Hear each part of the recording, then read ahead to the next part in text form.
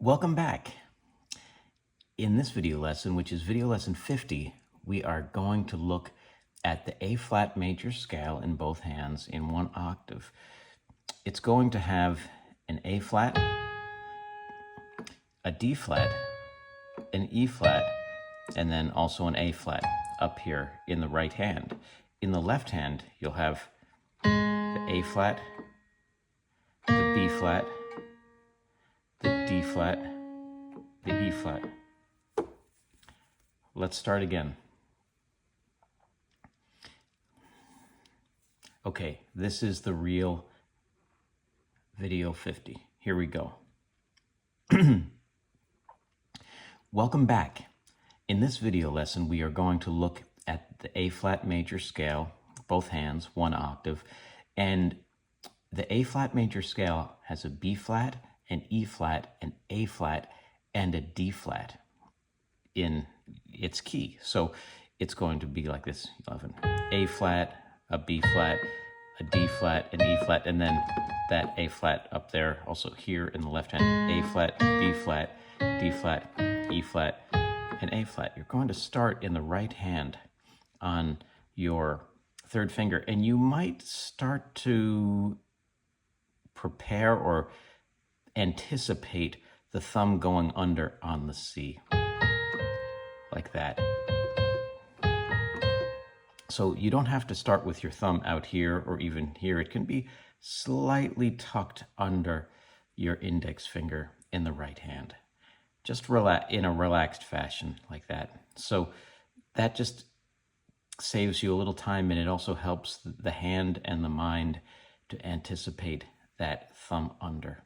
Okay, so A flat, B flat, C, thumb under, then shift your hand over using the thumb as a pivot to play the second finger on the D flat here, E flat, then your thumb is going to go under again to the F, and then G and A flat.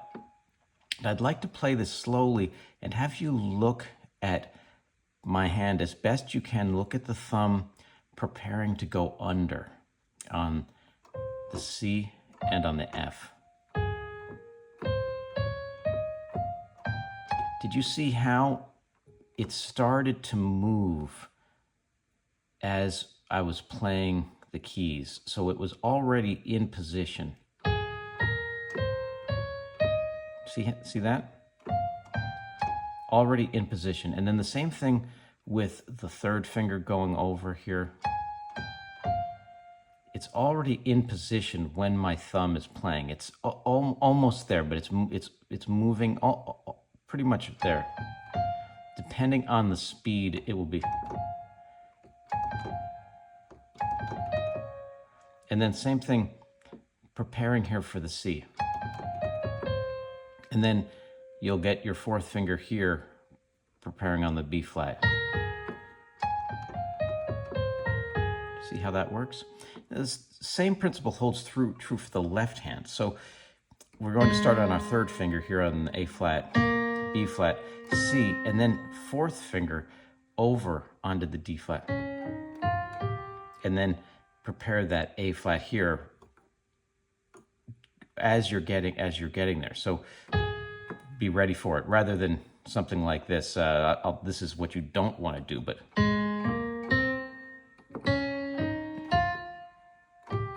kind of waiting to play those notes. I'm exaggerating here. Please don't do that. That's incorrect. What we're trying to do is anticipate and prepare ahead for those shifts in hand positions. So that's very important in piano, preparing for what's to come, so you don't suddenly lurch into a new position for your hand. That preparing ahead not only helps with the rhythm of whatever music you're playing, it also helps with the sound and your control over the dynamics, which are the loudness and softness of the music that you're playing. So it's very important. In one of the tips that I tell a lot of pianists that study with me is to be in the moment as you're playing, but also be a little bit ahead of the moment anticipating what is to come. So in piano and in music in general, we have to be in the moment very much, but then we have to have a second perspective that we're just a little bit ahead, so we're not surprised by what's to come. We don't want to be anxious about what's to come next. We want to be calm about it, but we want to prepare mentally for what's to come.